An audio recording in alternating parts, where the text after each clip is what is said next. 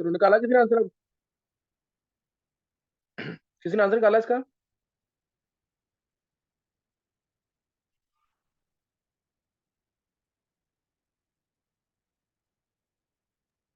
Sir work AFE का तो -16 आ रहा है। देखो दोबारा एक बार देखेंगे। वर्क जैसे एसी कर्व में निकालना है, इस कर्व में वर्क डन निकालना है अगर, तो तुम्हें दिख रहा है कि इधर 8 है प्रेशर। प्रेशर कितना है? 8। वॉल्यूम कितना है? 4। 32 है। और इस पॉइंट पे भी प्रेशर 4 हो गया है, वॉल्यूम 8 हो गया है। तो इसका मतलब पीवी कांस्टेंट है, तो ये कर्व आइसोथर्मल, ये कर्व आइसोथर्मल रिवर्सिबल वाला केस लगेगा। है ना, आइसोथर्मल रिवर्सिबल वाला केस लगेगा इसमें। तो वर्क डन जो आएगा एसीई के अंदर, ये मैं डायरेक्ट लिख रहा हूँ, ये होगा -2.303 NRT log V2/V1। सही ना, log V2/V1। एनआरटी को लिख देंगे पीवी, -2 एक्सपेंशन हो रहा है, नेगेटिव आंसर आएगा। एनआरटी को पीवी लिख दो। पीवी यानी 8 × 4। पीवी का मतलब क्या है? 8 × 4 log V2/V1। V2 कितना है? V2 है 8 और V1 है 4। सॉल्व कर लेना, आंसर आ जाएगा। और आंसर किसमें आएगा? लीटर एटमॉस्फेयर में। सही ना, आंसर किसमें आ जाएगा? ये लीटर एटमॉस्फेयर में। कोई डाउट तो नहीं है इसमें? सही ना, लीटर एटमॉस्फेयर में आंसर आ जाएगा इसका। और नेक्स्ट पार्ट जो है इसके अंदर, वो है वर्क ए बी, नहीं A F E, work A F E. Work A F E क्या होगा? वर्क ए एफ ई, ये होगा work A F plus work F E. Work A F plus work F E. Work A F तो volume change हो नहीं रहा तो zero होगा। वर्क ए एफ जीरो होगा। क्लियर है कि नहीं? ये वर्क ए एफ जीरो होगा कि नहीं? Plus work F E. Work F E कितना होगा? वॉल्यूम चेंज हो रहा है 4 से 8, प्रेशर है 4, तो एक्सपेंशन हो रहा है, तो -4 dV। डेल्टा वी होगा 8 - 4। ये कितना आ गया? -16 लीटर एटमॉस्फेयर। -16 litre atmosphere. और तीसरा वर्डन जो है वो है वर्क मल्टीपल में। Work A B C D E, ये होगा work A B plus work B C plus work C D plus work D E. Work, मैं क्लियर यहां पे लिख रहा हूं, ये वर्क ए बी जीरो है क्योंकि वॉल्यूम चेंज नहीं है। वर्क सी डी जीरो है, कोई वॉल्यूम चेंज नहीं है। तो वर्क बी सी निकालना है हमें, और वर्क डी ई निकालना है। दो वर्क निकालने हैं। वर्क बी सी निकालना है, तो प्रेशर है 6 एटमॉस्फेयर दे रखा है, ये -6। इस पॉइंट पे जो वॉल्यूम होगा वर्क बीसी के अंदर, वॉल्यूम इस पॉइंट पे नहीं पता हमें, इस पॉइंट पे बी पे पता है हमें, वॉल्यूम 4 है। तो वर्क ये होगा V C minus V B. V C minus, मैं लिख देता हूँ सीधा 4। वी सी की वैल्यू निकालनी है। और वर्क डी जो निकालना है, वर्क डी जो निकालना है, इस पॉइंट पे वॉल्यूम अगेन हमें नहीं पता है, जो सी पे वॉल्यूम होगा वही डी पे होगा, तो ये माइनस में ही आएगा। माइनस, प्रेशर है 4, वॉल्यूम ई का 8 है। 8 माइनस जो वीडी होगा वो वीसी के इक्वल होगा, तो वीसी और वीडी इक्वल है, हटना, यहाँ वीसी लिख रहा हूं मैं। तो बस अब तुम्हें सिर्फ वीसी की वैल्यू चाहिए। वीसी की वैल्यू कैसे निकालेंगे? निकाला किसी ने? वीसी की वैल्यू कैसे निकलेगी?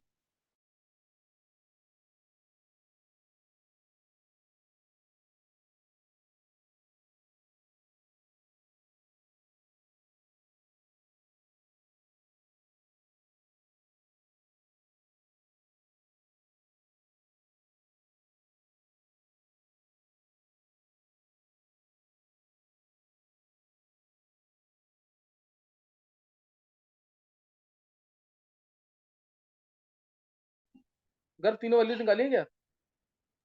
सर मतलब मैंने ना मतलब कैलकुलेशन वाले पार्ट पे आके छोड़ दिया था, मतलब वैसे सॉल्व कर था। अच्छा, ये क्वेश्चन बहुत इंपॉर्टेंट है। 3 तरीके से वर्डन निकाला है, 3 तरीके से वर्डन निकाला है। ध्यान रखना, इसके अंदर वर्क रिवर्सिबल एक्सपेंशन सबसे ज्यादा आएगा। मैग्नीट्यूड की बात कर रहे हैं, mode. Then work in multiple steps, then work in multiple steps का मोड, एक्सपेंशन की बात कर रहे हैं, में जो एक्सपेंशन होगा। और तीसरा होगा वर्क इरिवर्सिबल, इरिवर्सिबल एक्सपेंशन। इसको भूलना नहीं है, इंपॉर्टेंट क्वेश्चन है ये तीन याद रखना है। और कंप्रेशन होगा, कंप्रेशन होगा तो इसके उल्टा आंसर हो जाएगा। अगर कंप्रेशन होगा तो इसके उल्टा आंसर आ जाएगा। क्लियर है कि नहीं ये?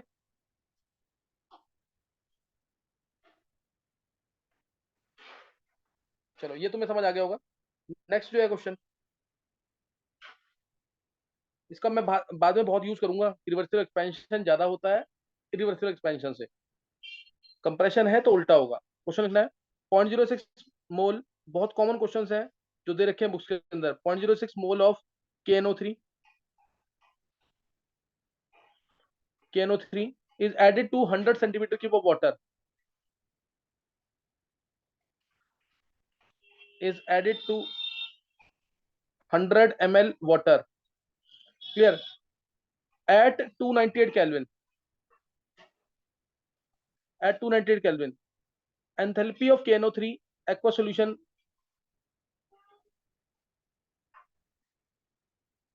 enthalpy of KNO3 aqua solution is 36 kilojoule per mole, 36 kilojoule per mole. After the solute is dissolved, temperature of the solution, ऐसे लिख दो, calculate the final temperature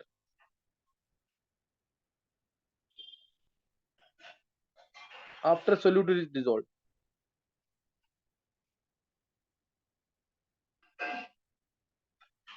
निकालो इसे, फाइनल टेम्परेचर निकालना है जब हमने सोल्यूट डिसॉल्व कर दिया। और स्पेसिफिक हीट ऑफ वाटर तुम्हें पता होना चाहिए, स्पेसिफिक हीट ऑफ वाटर पता होना चाहिए, 4.18 होता है जूल पर केल्विन पर ग्राम। निकालेंगे आंसर।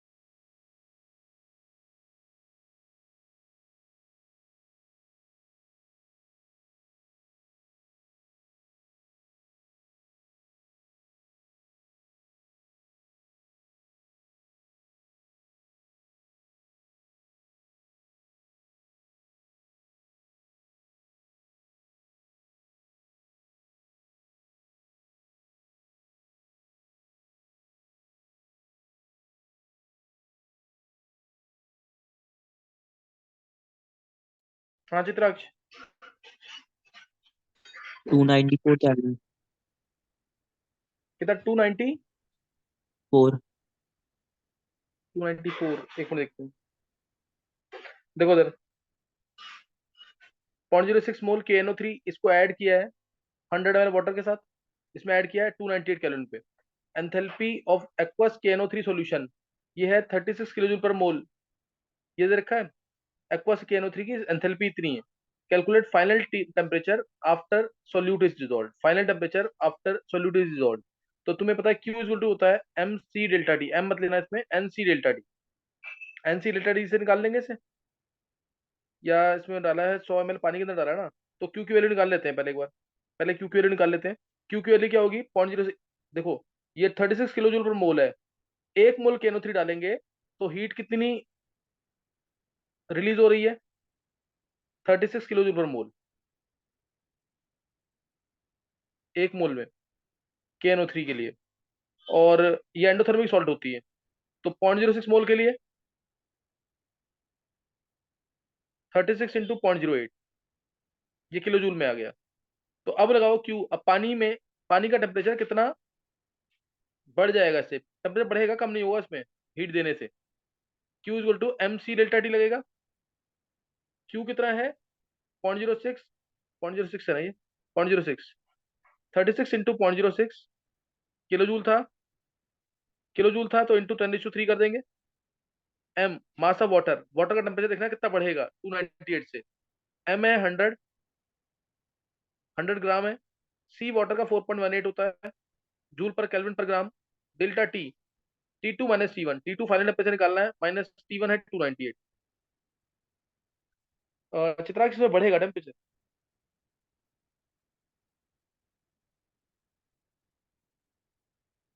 ये क्लियर हो गया क्वेश्चन कि नहीं?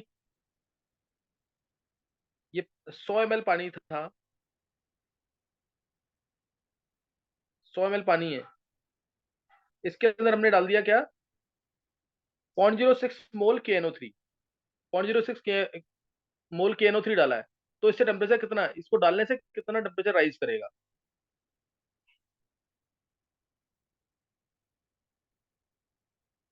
नेक्स्ट नोट करना है, ऐसे ही क्वेश्चन एक और क्वेश्चन है। 100 ml वाटर तीन जगह दे रखा है, 100 ml वाटर तीन जगह दे रखा है 298 रूम टेम्परेचर पे, 298 कैलोरी, 298 कैल्विन है टेम्परेचर। 100 ml वाटर दे रखा है हर जगह, ये हर जगह है ना। अब इसके अंदर और 298 कैलोरी, 298 कैलोरी पे है। अब यहां से हमने डाला सब्सटेंस ए, ये ए सब्सटेंस है, 1 ग्राम डाला है, 1 ग्राम डाला है, और ये है 100 डिग्री सेल्सियस पे। ऐसे ही सब्सटेंस बी डाला है, ये भी 100 डिग्री सेल्सियस पे है, 1 ग्राम, 1 ग्राम बी। और ऐसे ही सब्सटेंस सी डाला है 1 ग्राम एट 100 डिग्री सेल्सियस। और स्पेसिफिक हीट दे रखी है ए की, बी की और सी की। स्पेसिफिक हीट दे रखी है ए की, बी की और सी की। ए की स्पेसिफिक हीट दे रखी है, बी की दे रखी है, सी की दे रखी है। ए की है 0.6, ए की 0.6 है, बी की 0.4 है, और सी की 0.2 है। जूल जूल पर ग्राम पर डिग्री सेल्सियस या पर केल्विन की बात, ये की बात है। तो अब फाइनल टेम्परेचर तुम्हें बताना किस केस में ज्यादा होगा, सब्सटेंस ए के केस में, बी के केस में, सी के केस में। ऑर्डर बताना तुम्हें इसका। क्या क्वेश्चन क्लियर है ये?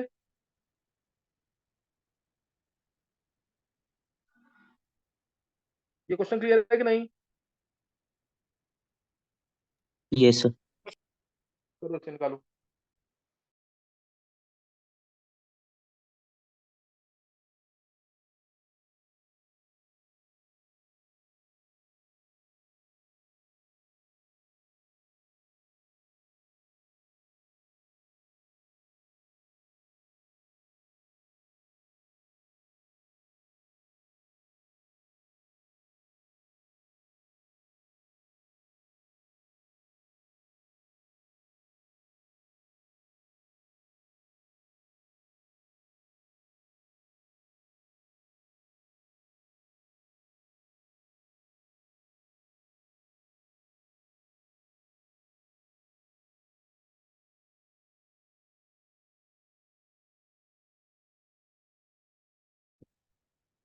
Sir CBA।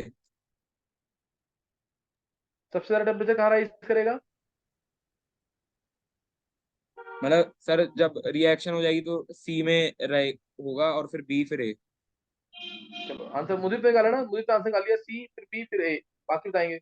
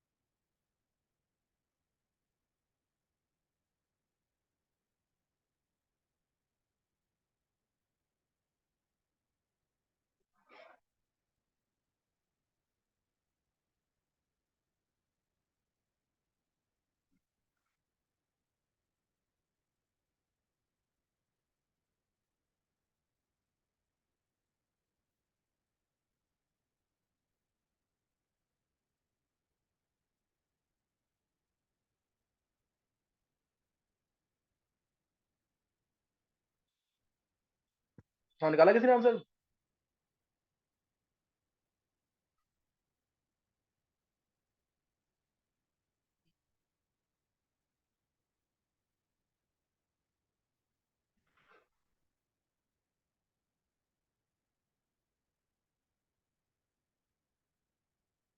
देखो इधर, ध्यान देना इधर। देखो इसमें 1 ग्राम सब्सटेंस है ये 100 डिग्री सेल्सियस पे। जब इसको पानी के अंदर डालेंगे, 100 ग्राम पानी के अंदर, 100 ml पानी है, 100 ग्राम पानी के अंदर डालेंगे, तो नेचुरल सी बात है पानी का टेम्परेचर जो है बढ़ेगा। पानी का टेम्परेचर बढ़ेगा, वो डिपेंड करेगा इनकी स्पेसिफिक हीट पे। इधर भी 1 ग्राम डाला है, इधर भी 1 ग्राम ग्राम डाला है, 100 डिग्री सेल्सियस पे, तीनों जगह 1 ग्राम ही है। डिपेंड करेगा इनकी स्पेसिफिक हीट पे। स्पेसिफिक हीट क्या थी? Amount of heat required to raise the temperature of 1 gram of substance by 1 kelvin. 1 gram of substance by 1 kelvin, है ना, वो स्पेसिफिक हीट थी। जब हम इसके अंदर डालेंगे, पानी के अंदर, तो अब ये हीट क्या करेंगे? रिलीज करेंगे। क्यों? क्योंकि ये गर्म है। हीट कैसे फ्लो करती है? Hot body to cold body. तो इसलिए ये हीट को रिलीज करेगा, ये हीट को रिलीज करेगा, इसका टेम्परेचर ज्यादा है तो ये हीट रिलीज करेगा। तो जब हीट रिलीज करेगा तो अब इसमें क्या होगा, टेम्परेचर बढ़ेगा कि नहीं दूसरे सिस्टम का। तो amount of heat released when temperature of system falls by 1 kelvin, ये कंसेप्ट लगाना है इसके अंदर। Amount of heat released when amount of heat release when temperature of system falls by 1 kelvin, इसका टेम्परेचर गिरेगा और इसका 298 केल्विन होने का बढ़ेगा। और तब तक ऐसा होगा जब तक दोनों का टेम्परेचर सेम नहीं हो जाएगा, फाइनल टेम्परेचर, है ना। तो जो जिसकी स्पेसिफिक हीट ज्यादा, वो ज्यादा हीट रिलीज करेगा। स्पेसिफिक हीट ज्यादा किसकी है, एक ही ज्यादा ना, तो ए ज्यादा हीट रिलीज करेगा, तो वो टेम्परेचर को ज्यादा बढ़ाएगा पानी के। बात समझ कि नहीं, वो पानी के टेम्परेचर को ज्यादा बढ़ाएगा। क्लियर है कि नहीं ये। तो ए का टेम्परेचर ज्यादा होना चाहिए, फिर बी का, सी का, ए का, बी का, फिर सी का, और इसको निकालना है। तो तुम्हें क्यू, जैसे मान लो ए सब्सटेंस के लिए निकाल रहे हैं, तो Q for A will be equal to Q for H2O।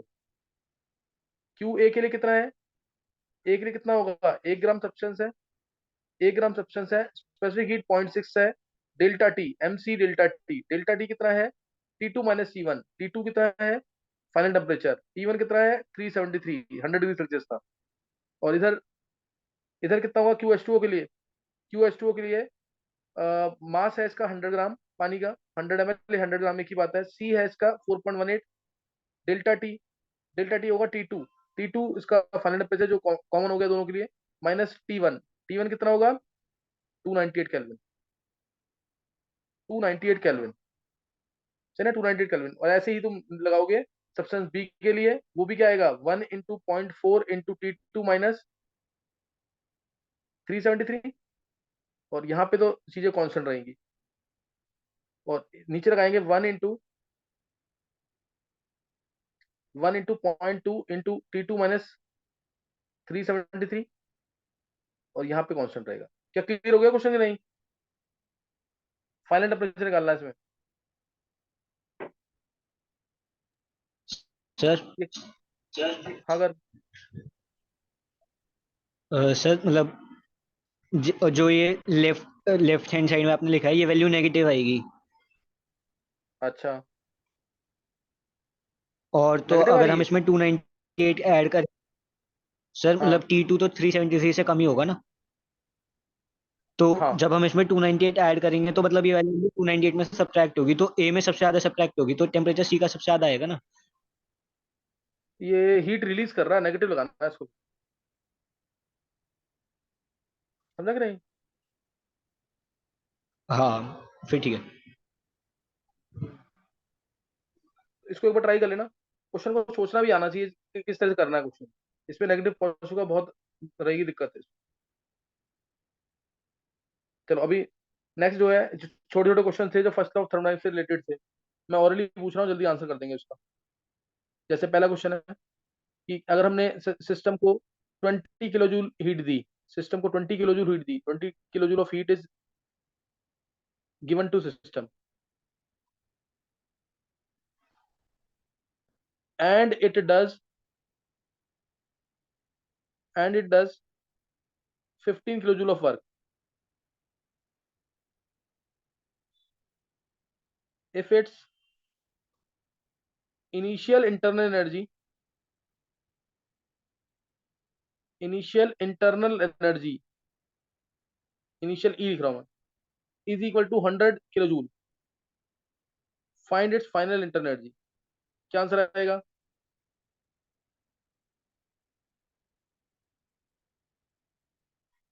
find its final internal energy, क्या आएगा आंसर।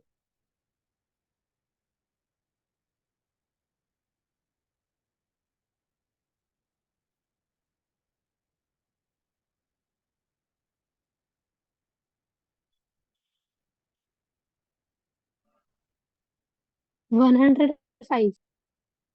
हाँ देखो उधर, डेल्टा ई जूल डायरेक्ट भी सोच सकते हो तुम। सिस्टम को हमने 20 किलो जूल की हीट दी, तो +20 की हीट दी, +20 की हीट दी, 15 का उसने काम कर दिया, तो 5 उसके अंदर स्टोर रह गई, 5 तो बच गई ना, 15 का काम कर दिया तो 5 स्टोर रह गई।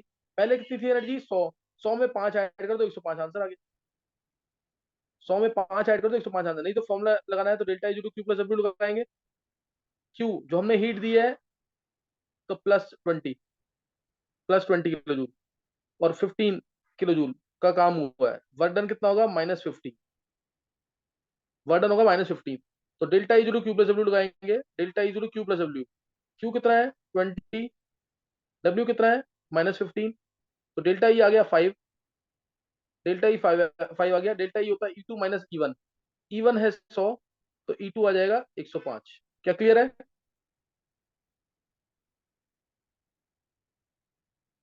क्लियर है कि नहीं ये?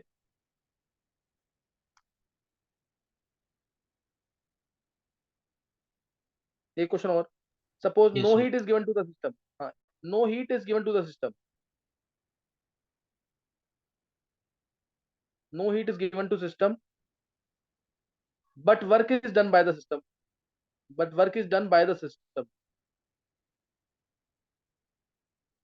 तो बोलेगा इसमें डेल्टा ई की वैल्यू क्या होगी, डेल्टा ई की वैल्यू क्या होगी और सिस्टम की वॉल्स कैसी है,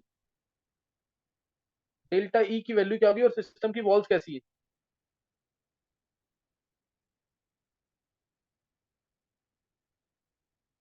बोलो।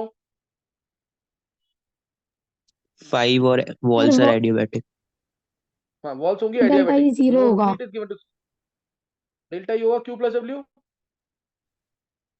क्यू तो हो गया जीरो क्योंकि हीट दी नहीं है सिस्टम को, सिस्टम हीट एब्जॉर्ब नहीं कर रहा है, और प्लस डब्ल्यू, डेल्टा ई आएगा plus W, work is done by the system है तो माइनस डब्ल्यू कर देना। और सिस्टम की वॉल्स कैसी होंगी एडियाबैटिक, सिस्टम की वॉल्स होंगी एडियाबैटिक, एडियाबैटिक वॉल्स होती हैं तो वर्क डन होता है, सिस्टम अपनी इंटरनल एनर्जी से काम करता है। चलो अब तुम लोग यहाँ तक रिवाइज कर लेना, कल आगे करेंगे इसको थर्मो, ठीक है? कल आगे करेंगे थर्मो को, रिवाइज कर लेना ढंग से, नहीं तो चैप्टर इंपॉर्टेंट है, रह जाएगा ये। बहुत इंपॉर्टेंट चैप्टर है थर्मो भी, और एक आगे जो रेडॉक्स और इक्विलिब्रियम, तो उसको कर लेना जरूर।